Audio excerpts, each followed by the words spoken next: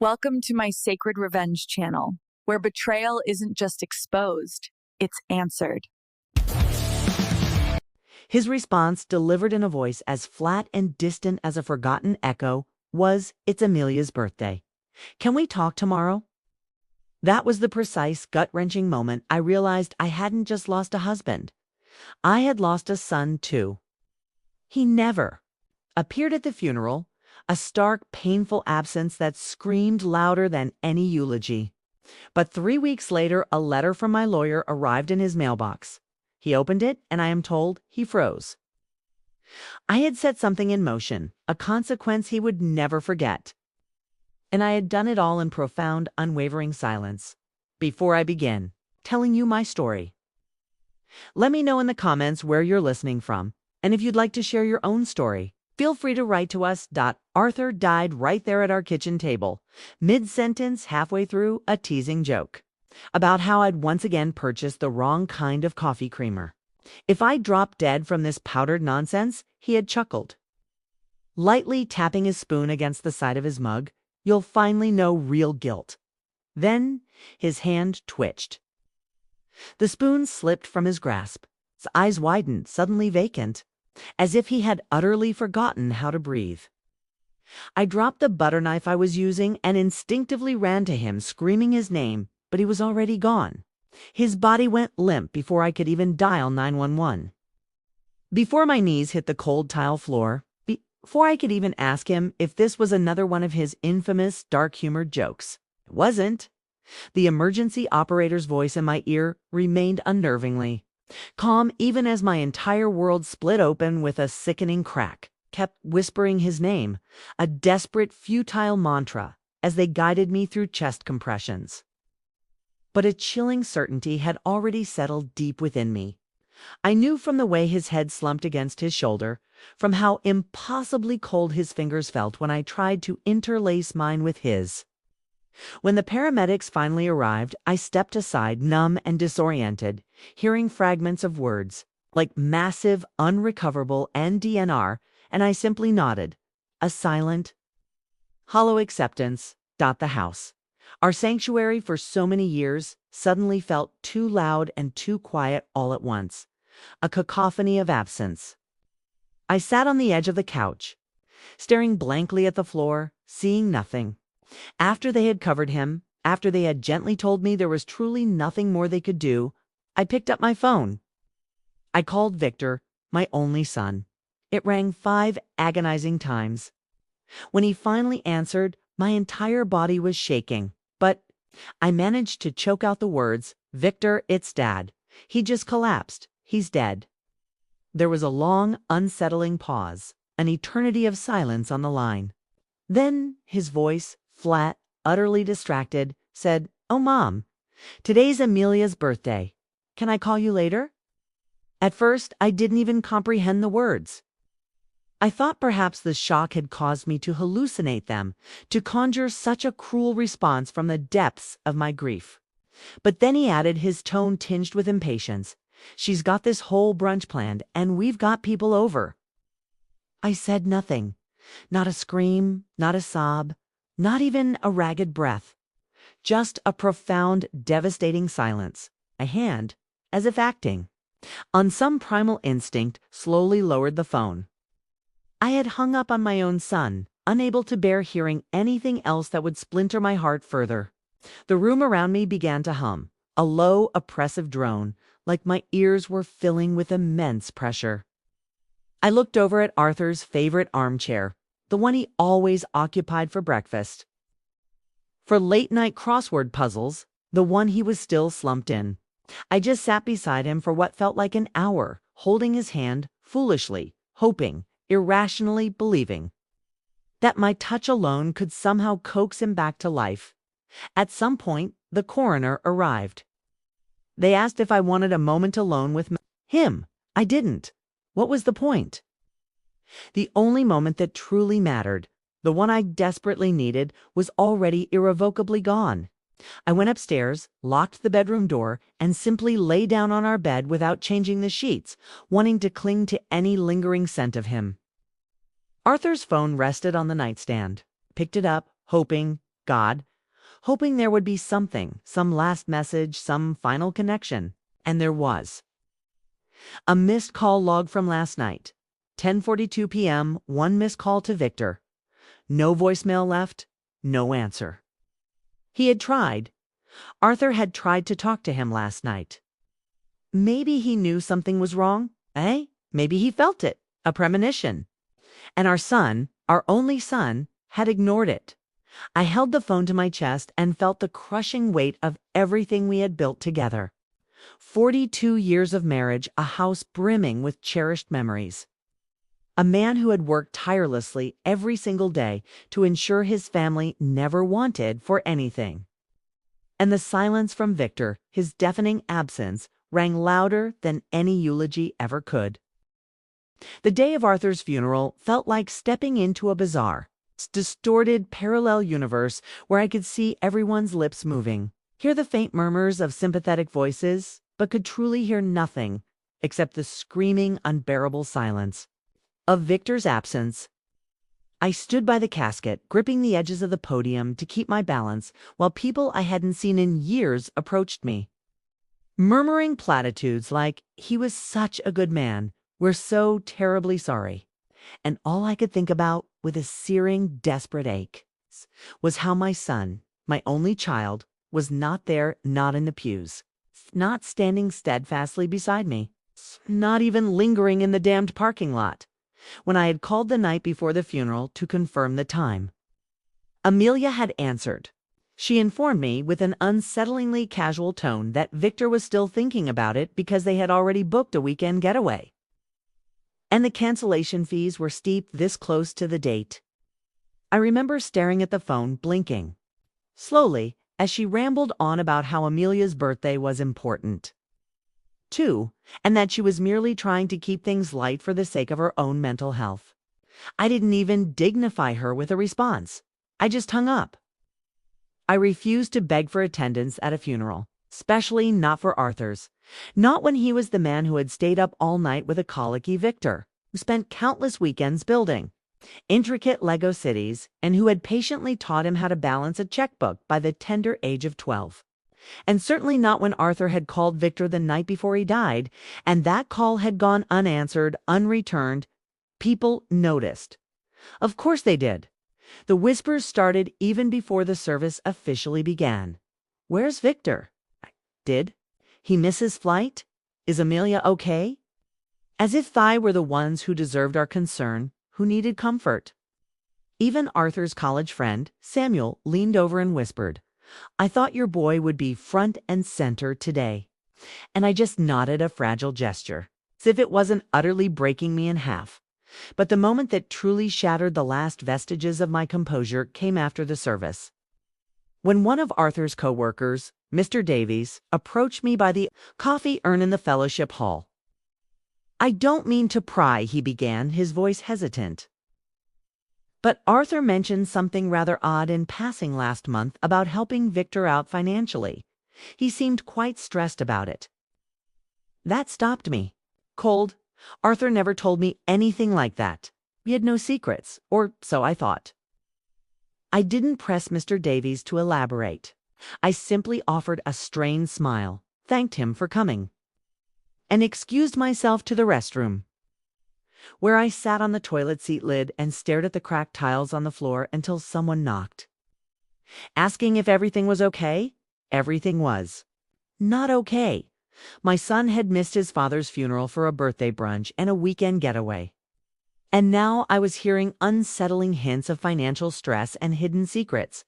When I arrived home that night, the silence in the house was an unbearable, suffocating weight. I poured myself a glass of wine, stared at Arthur's empty armchair, and fought back the overwhelming tide of cold, desolate loneliness. Then I opened my phone and saw a photo Amelia had posted on her social media. It showed her in a vibrant fuchsia dress, holding a mimosa, with the caption, "Best birthday ever. Love, my hubby." The photo had been posted during the funeral, during the eulogy. I stared at the screen until the image blurred through unshed tears, and my hands began to tremble uncontrollably. That night, sleep was an impossible luxury. I lay in our bed, reaching instinctively for the comforting weight of Arthur's hand beside me, and came up empty. Around 3 in the morning, I finally got up, opened Arthur's desk drawer, and began pulling out paperwork. Bank statements, insurance records, old receipts, anything that might explain what Mr. Davies had hinted at. 'Cause now it wasn't just grief. Now there was something else, something colder, a gnawing suspicion that perhaps I didn't know the full story of my own family. And the one person who could have answered every single question, Arthur, was gone. The next morning, I woke with a new mission, a purpose born not of mere curiosity, but of something sharper, something closer to a righteous rage disguised as grief. I went directly to Arthur's filing cabinet, the one he always kept locked, but for which he had often reminded me I possessed the spare key. It was taped, rather quaintly, to the back of our wedding photo in the closetta, small gesture of trust that now felt like a test. A final painful revelation. I opened the drawer and began sifting through folders, thick with years of meticulously organized tax returns, retirement plans, and bank statements, all arranged by month and year, as if compiled by a man who never expected to die mid-sentence. It didn't take long to find it, a slim blue folder starkly labeled Victor Transfers. I sat down, my heart pounding a frantic rhythm against my ribs, and flipped through a devastating timeline of quiet betrayal. Regular wire transfers from Arthur's personal account to Victor's. $2,000 here, $3,500 there, and one entry that made my hands go instantly cold. $12,000 labeled Urgent Amelia Medical. I stared at the numbers, willing them to change as if blinking hard enough could erase their existence. There were 15 such transfers in the past 18 months alone. I had no idea. Arthur never told me. We didn't keep secrets. We had agreed on that sacred principle the day we merged our bank accounts and joyfully picked out a crib together for our son. I kept reading, my eyes scanning each page, searching desperately for a clue, something, anything, to make sense of this hidden ledger. That's when I found it, a letter folded and tucked carefully between the last two statements. It was handwritten on yellow legal pad paper, the kind Arthur always kept on his desk, and it wasn't addressed to me. It was addressed to Victor. Victor, it began, this is the second time you've told your mother one thing and done another. I've kept quiet because I desperately wanted to believe you were being honest. But if you lie about Amelia's expenses again, or if I find out you've used this money for anything other than what you explicitly stated, I'll have no choice but to cut you off completely. I love you, but I will not let you take advantage of your mother's trust. It wasn't signed, but I knew Arthur's handwriting as intimately as I knew the creases on his palm. He never sent it. It was dated 2 weeks before he died. I sat there, staring at the damning words, my hand trembling so violently that the edges of the paper crinkled in my grip.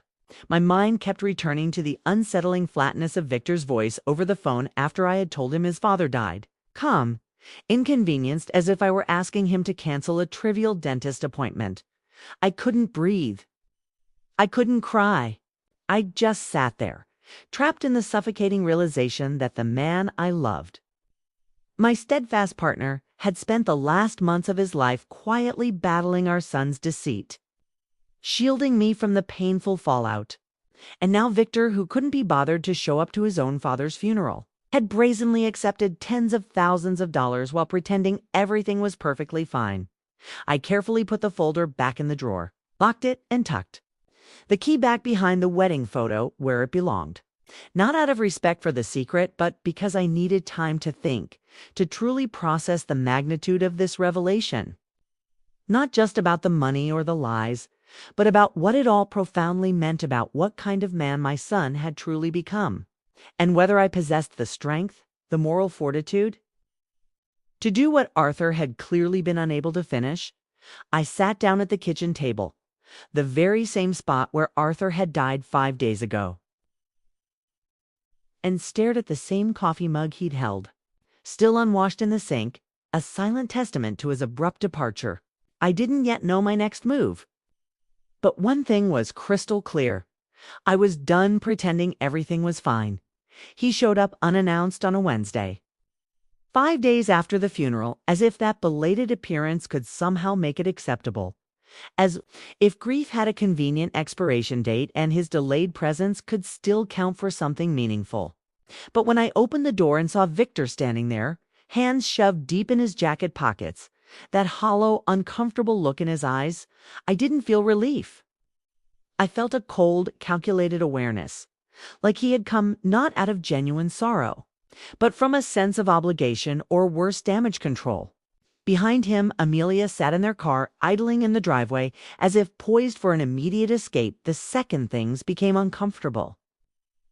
This small detail told me everything I needed to know before he even opened his mouth. "Mom," he said, his voice hesitant. I stepped aside without a word, leading him into the living room, where Arthur's armchair still sat untouched.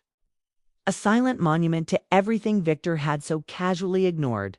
I offered him coffee out of habit, but he declined, fidgeting on the edge of the couch as if he were waiting for a commercial break. An opportune moment to escape this uncomfortable tableau. When he finally spoke, it was with a strained, almost practiced politeness. "Amelia thinks I should have come sooner, and she's probably right." And I wanted to laugh, a bitter, hollow sound, because of course she was the one who had prompted him. Of course it required her permission, her strategic input, not love, not guilt, not a shred of conscience. Just her saying, "Go fix it," as if his father's death and my subsequent grief were nothing more than a minor public relations issue. I nodded slowly and sat across from him, my phone already discreetly recording from the pocket of my cardigan. I didn't trust myself to remember every lie, every deflection. And I certainly didn't trust him not to gaslight me about this moment later, especially not after what I'd discovered in Arthur's meticulously kept files. I asked, watching his face intently for the telltale flinch. It came a slight twitch in his jaw, almost imperceptible, followed by a defensive shrug. I had my phone on silent. "We were out for dinner," he began, then caught himself mid-sentence, as if realizing how utterly ridiculous his excuse sounded.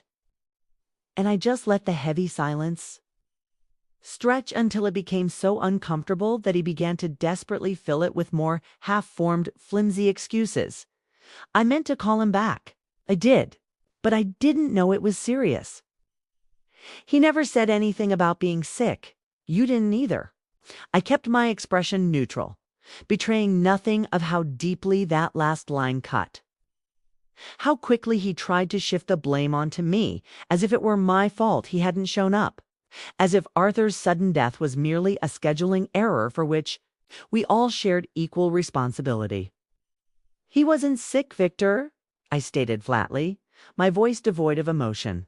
"He had a heart attack at the breakfast table 5 minutes after joking about the coffee creamer." He looked away, rubbing his forehead as if this conversation was an unbearable burden, as if I was making things worse by refusing to smooth over the harsh edges of reality. Then I leaned forward, my gaze unwavering, and said it plainly, unequivocally. "I found the transfers." His entire body stiffened, as if I had dropped a lit match onto a pool of gasoline. "What transfers?"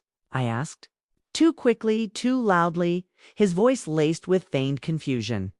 I didn't bother to ease him into the truth. "The ones from Dad's account to yours, Amelia's medical bills, your vacation, the rent shortfall. Don't you dare lie to me, Victor. Not now." And he had the sheer audacity to look offended. "Were loans, Mom. We were going through a rough patch. Dad offered." And that's when I handed him the folded yellow letter, the one Arthur had written but never sent. The one where he explicitly told Victor that if he lied again, the money would stop. He read it in silence, his eyes scanning the familiar handwriting, then folded it back up with an unsettling composure, as if it weren't the most damning piece of evidence exposing the man he had become. "He didn't mean that," Victor muttered, his voice barely a whisper. And in that moment, I realized I wasn't talking to my son anymore. Not the boy who used to fall asleep on Arthur's chest during Sunday football games. Not the eager teenager who helped build his father's shed in the backyard with such enthusiasm. Instead, I was facing a man who had mastered the art of rationalizing his own betrayal, who had become a stranger. And I felt nothing but a cold, sharp clarity. This wasn't someone who had made a single regrettable mistake. This was someone who had made a deliberate choice repeatedly to prioritize his own comfort and convenience over the sacred bonds of our family. And now he was here, not out of genuine remorse, but because Amelia had undoubtedly told him to salvage what little was left. I stood up, walked to the front door, and simply said, "I'll let you know if I need anything further from you." He looked like he wanted to protest, to say something, anything. But Amelia honked impatiently from the driveway, and he merely nodded, a silent, pathetic surrender. He walked out without a hug, without a single question about how I was truly holding up, and I watched him get into the car. Watched Amelia glance at the house with that smug smirk she probably didn't even realize she wore when she thought she had won something. And I thought, a quiet, steel-edged promise to myself, you have no idea what's coming. The morning after Victor's visit, I woke with a profound calmness that almost frightened me, the kind that arises not from peace, but from an unshakable decision. I didn't even bother to make coffee before calling Mr. Harrison, our longtime attorney, the man who had handled Arthur's business filings for decades and never failed to send us a birthday card. When I told him I needed to revise my will immediately, he didn't ask questions, just scheduled me for the very next day. I gathered everything: the bank statements, the incriminating folder of Victor's transfers, Arthur's unsent letter, and the audio file of Victor's pathetic, half-hearted confession from the day before. Then I added one final crucial item: a handwritten letter addressed to Chloe, our granddaughter, to be opened precisely on her 18th birthday. Because whatever else unfolded in this fractured family, that little girl deserved to know the unvarnished truth. Not the sanitized version her mother would spin, or the convenient silence Victor would attempt to pass off as dignity. When I walked into Mr. Harrison's office, he took one look at my face and, with a knowing sigh, said, "I assume this is about more than mere estate planning." I nodded, handed him the stack of damning documents, and said, "Everything goes into a trust. Every account, every asset, the house, the annuity, Arthur's stocks, but not for Victor, not for Amelia, not a single penny." He didn't blink. He simply opened a fresh legal pad and began writing, meticulously taking notes. We structured the trust so that Chloe would inherit everything, but not until she turned 25, with early access granted only for legitimate educational expenses and housing. No luxury cars, no guilt-driven teenage bribes. And I asked Mr. Harrison to include a specific clause: if Victor or Amelia ever attempted to challenge the will, Chloe would immediately gain full control of the entire inheritance, and they would forfeit all rights, including visitation during the trust's active years. I knew it sounded harsh, but when a parent chooses a brunch over a funeral, and a spouse chooses callous manipulation over genuine mourning, you stop worrying about diplomacy and start fiercely protecting the only remaining piece of your husband still left on this earth. He also included a transcript of Victor's recent visit, explicitly confirming the financial deception, the emotional abandonment, and the outright abuse of trust.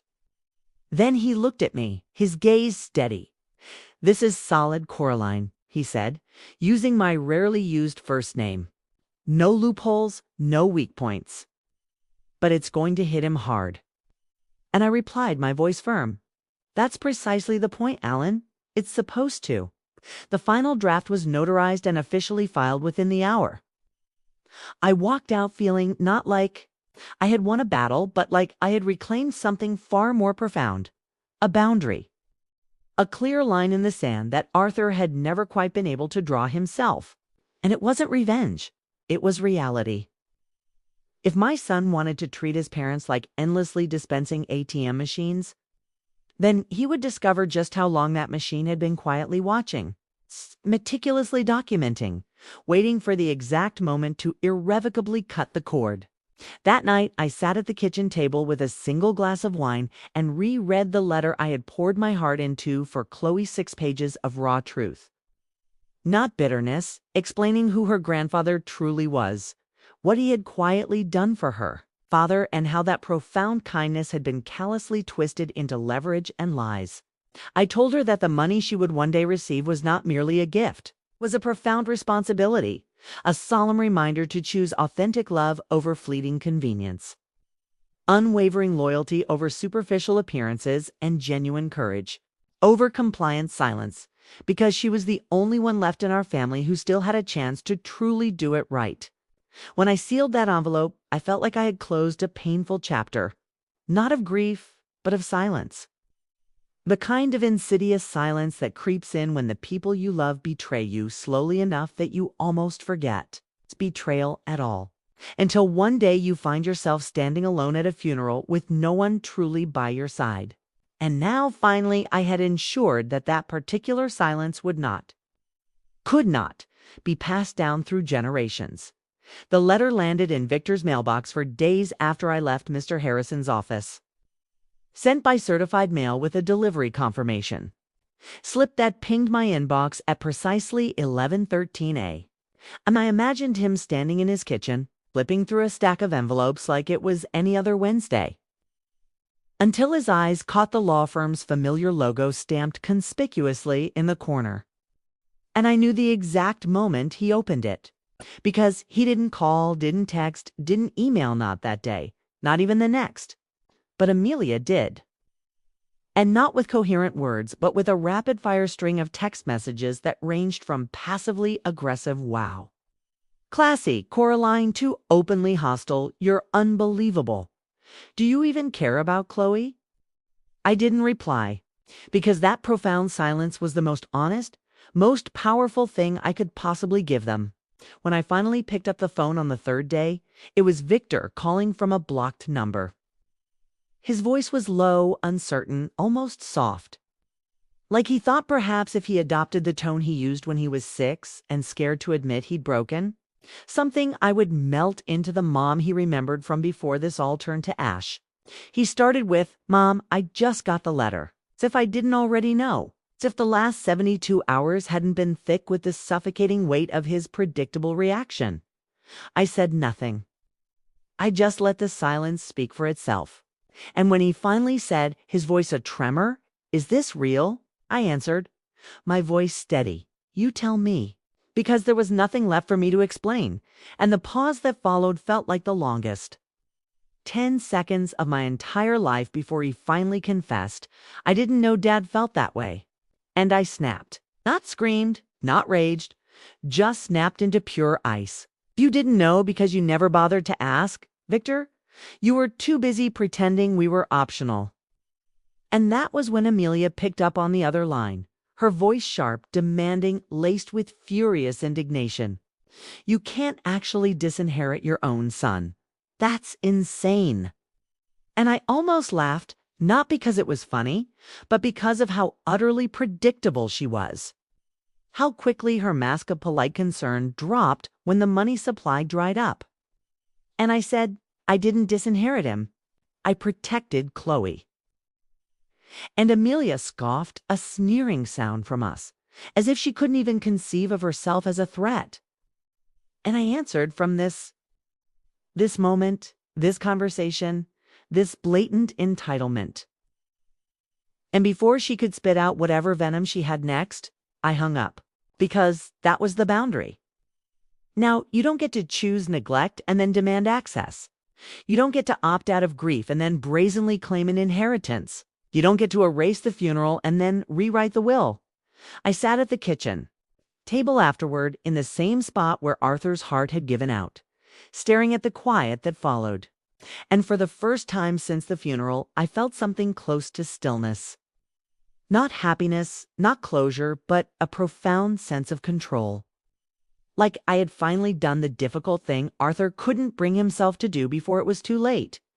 Later that night, I received one more text from Victor. Simply read, "I don't know how we come back from this."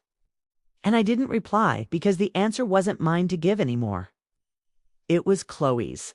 And one day when she was old enough to truly understand everything, she would decide who earned a place in her future. And that, I realized, was the enduring legacy I was leaving behind. They showed up on a Sunday afternoon without warning. Amelia stepped out of the car in heels far too high for a driveway confrontation. And Victor trailed behind her, looking uncertain, as if he couldn't decide whether he was there to support her or to contain her. The second I opened the front door, she launched into it not with a greeting. Not with a question, but with a sharp, practiced accusation, as if she'd rehearsed it endlessly in the mirror. "You're manipulating this family through legal threats," she declared, her voice shrill. I stood unmoving in the doorway, neither inviting them in nor budging an inch, simply letting the full weight of her words crash against the silence between us. Then she added, with a self-righteous indignation, "You're punishing us for setting boundaries." And that was when I saw it, the smug tilt of her head, the unshakable belief that she somehow still occupied the moral high ground.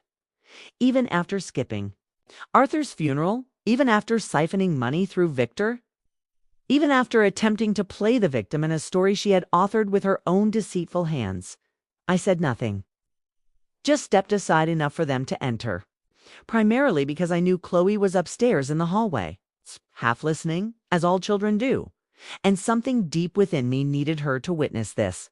Not to hurt her, but to protect her, to equip her with truth as an unbreakable armor.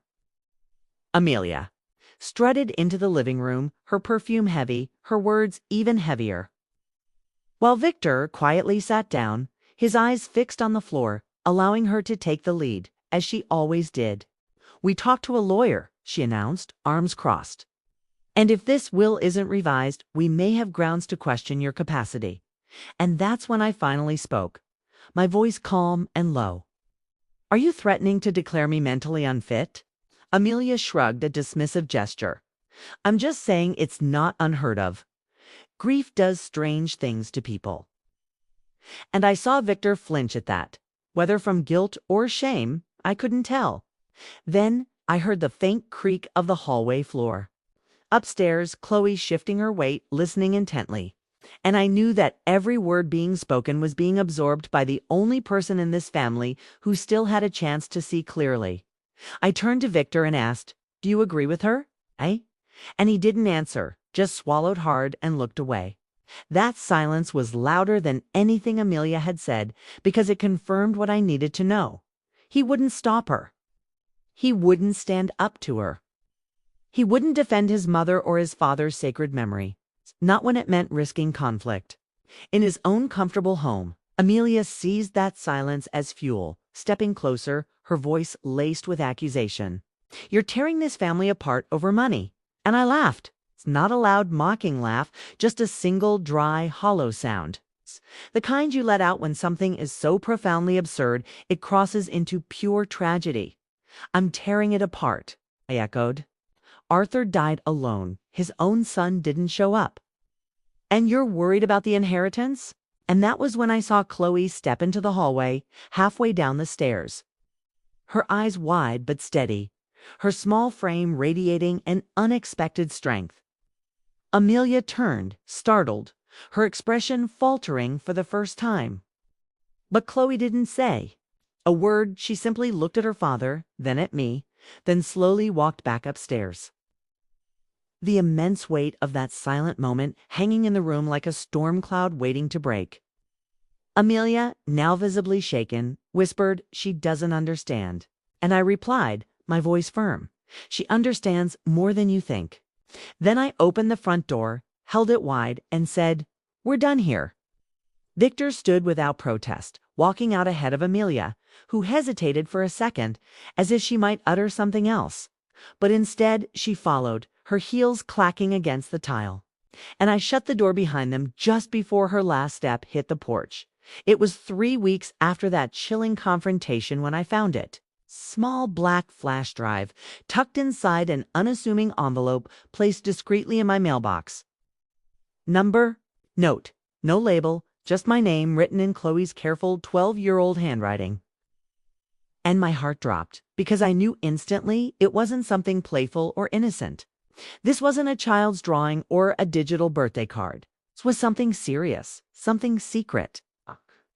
And when I plugged it into my laptop, I sat in stunned silence as folders opened themselves to me like tiny windows into a hidden world I had never been allowed to see. Each one meticulously named by date, each filled with files that made my stomach twist with a sickening dread.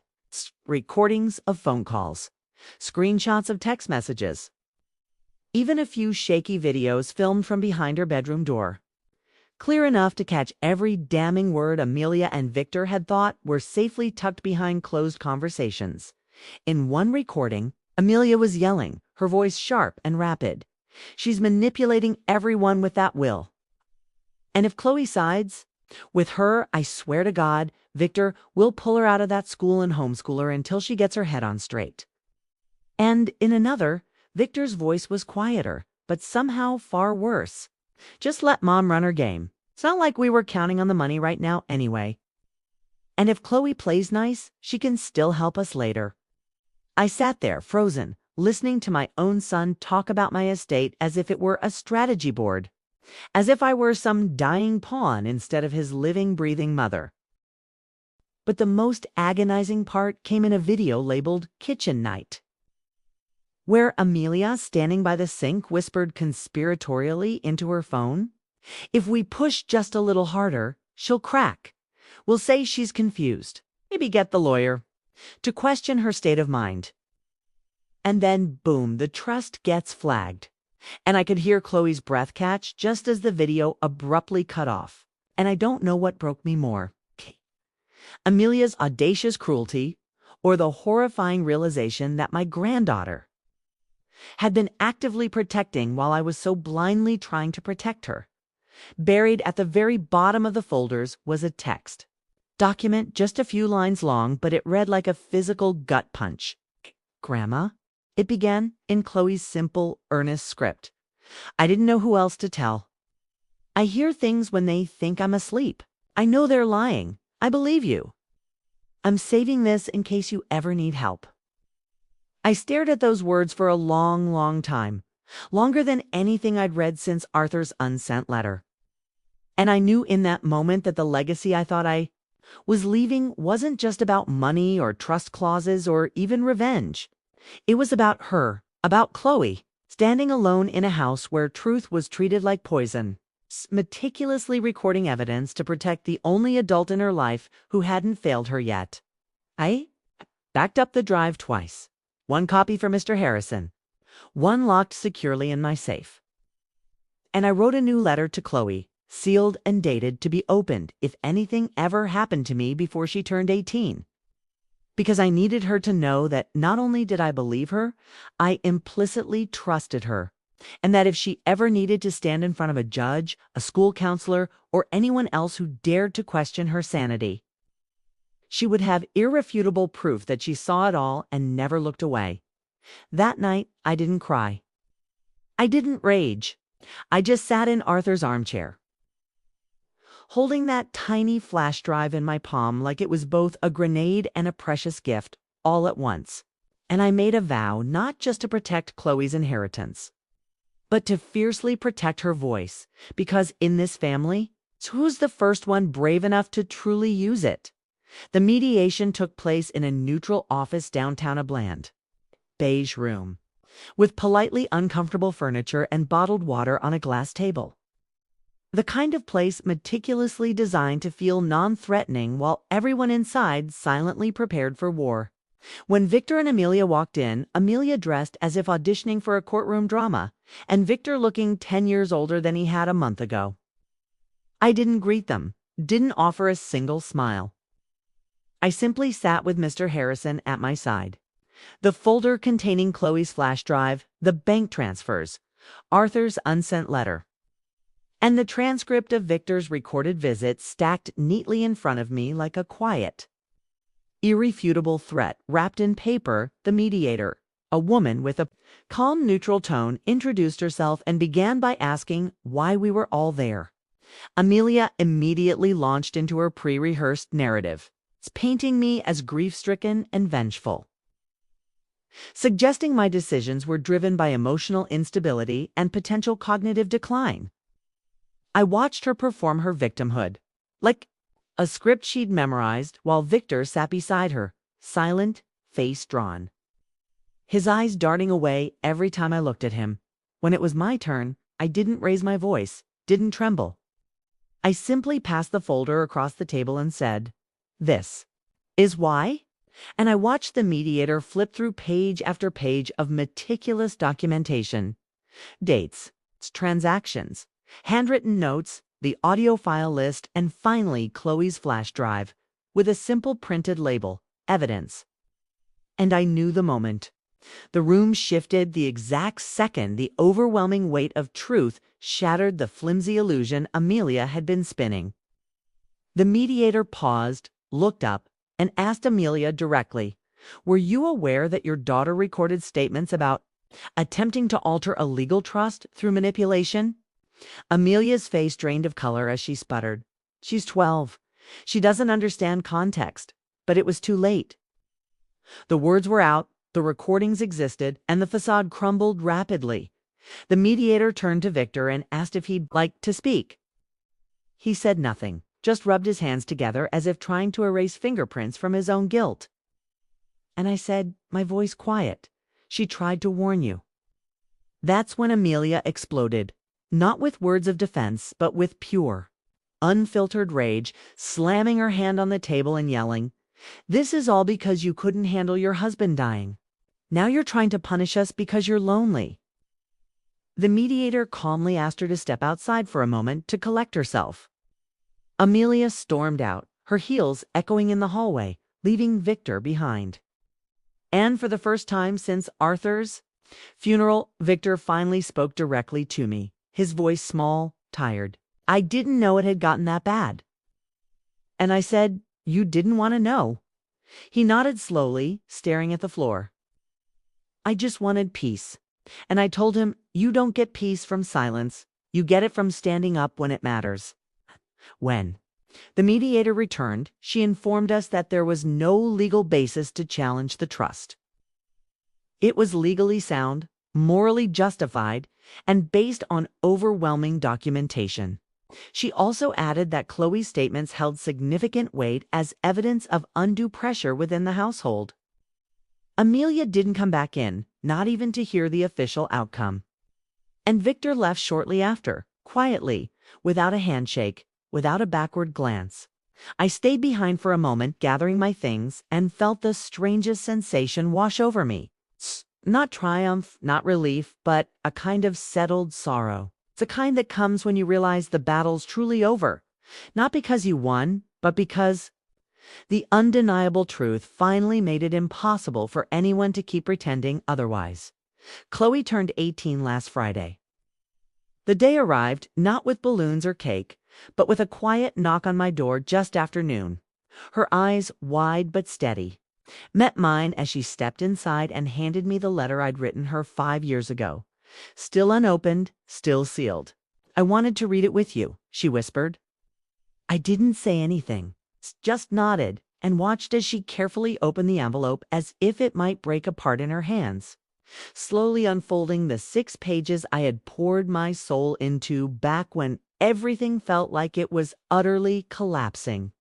She read silently for several minutes, her face shifting from intense focus to tears, pausing only once to ask, "Is all of this still true?" And I said every single word. And she hugged me tighter than she ever had before, whispering, "Thank you for telling me the truth when no one else would." And I felt every ounce of pain and purpose converge within that single profound embrace. Afterward, we sat down in Arthur's old armchair together. She pulled out her phone and showed me a short video. It was her, standing in front of a judge at a legal name change hearing, saying clearly, her voice strong and unwavering, "I'd like to change my middle name to Coraline after my grandmother." And I couldn't stop the tears then. I couldn't hold back the way my chest cracked open at the sound of her reclaiming her identity, choosing a part of this family that didn't hurt her, didn't lie to her, didn't treat her like leverage. Some days Helena would visit, bringing freshly baked pastries and enthusiastically talking about the early, encouraging response to the foundation. Donations were small but steady, trickling in, a testament to the quiet power of shared experiences. One particularly moving letter had arrived from a woman in Utah who had read about the fund in a church newsletter. Her story, filled with echoes of my own pain, was heartbreakingly familiar.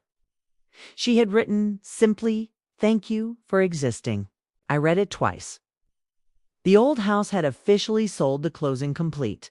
Olivia and Marcus had, as required by the meticulously filed paperwork from Grace, moved out before the transfer. They didn't reach out to me again. There were no calls, no texts, no desperate attempts to reconnect. The silence, I realized, didn't hurt like I had expected it to. It didn't feel like abandonment anymore. It felt like space, my own hard-won space. In the evenings, I began to write. Nothing formal, no grand literary ambitions, just pages of memory and reflective thoughts stitched together in a worn notebook with a soft brown cover. Sometimes I wrote about my childhood, simple, innocent memories. Other times I wrote about silence itself, how it can be a crushing weapon or a profound refuge, depending entirely on who wields it, who holds it. One afternoon, a surprising call came from a women's group in the city. Someone had passed along my name, my story. We're hosting a seminar on elder autonomy and wanted a speaker with lived experience, someone who could truly connect. I said yes without hesitation, a new purpose blossoming within me. That night, I stood at the window of my new apartment, looking out over the quiet parking lot below. The soft glow from the street lamps drew long, comforting shadows across the asphalt. I didn't feel small. I didn't feel erased. I just felt profoundly, peacefully present. There was an immense peace in that. I turned off the light, slipped into my comfortable bed, and allowed the silence to wrap around me. Not to shut the world out, but to finally, truly hear myself breathe, uninterrupted. One afternoon, while rearranging the small storage cabinet, under my desk I found it again, the photo. The one from Marcus's college graduation, captured in a moment of deceptive happiness. Everyone was there, Marcus, Olivia, even my sister-in-law from Nebraska. The frame itself had always been slightly too large for the photo, so I used to keep a pressed daisy in the corner, tucked behind the glass, a small secret. But what caught my eye this time was the subtle, precise edge of the image itself. I hadn't noticed before, or perhaps in my fervent desire to believe, I had simply refused to see it. Someone had meticulously trimmed the photo. My face had been cleanly, surgically cut out. Not torn, not crumpled, just precisely removed, as if I had never, ever stood there beside them in that moment of celebration. I stared at it for a long, long while, my gaze unwavering. Not out of shock, not even sadness this time, but simply profound recognition. I didn't cry, didn't throw it away. An act of futile rage. Simply removed the picture from the frame, placed it carefully into a small cloth pouch, and tucked it into a wooden box I kept at the very back of my closet. Inside that box were other forgotten fragments, old, rusty keys to houses long sold, a faded blue ribbon from my son's 5th-grade spelling bee, and a birthday card, crudely signed only by Marcus's child, with a crayon drawing of a balloon. No mention of Grandma. I closed the box gently, the sound a soft click. No anger, no grief. It's just profound stillness. People often think healing is loud, that it arrives like a clap of thunder, dramatic and undeniable. But sometimes, I've learned, it moves like a breath barely. They're quiet and incredibly slow. But when it finally arrives, truly arrives, it changes absolutely everything. Subtly, completely. I never erased Marcus or Olivia from my memory. I simply chose with deliberate intention not to center my life around people who had so callously edited me out of theirs. There's an immense strength in letting go, not for revenge, not for pride, but for clarity, for profound, lasting peace. That spring, I planted new lavender on my windowsill. It bloomed unevenly, crookedly reaching toward the sun. Imperfect, but it grew. That was enough. I didn't look back, not even once. If this story has found a quiet place in your heart, I thank you deeply for listening. So many women walk through years of silence before they finally gather the courage to choose themselves. Have you ever felt erased? Not in words, but in presence, by the people closest to you. I invite you to share your experience or simply to reflect. Your story, like mine, has immense weight. And sometimes in the act of telling it or in the profound act of hearing it, we begin to bloom again quietly, steadily, beautifully, in our own time.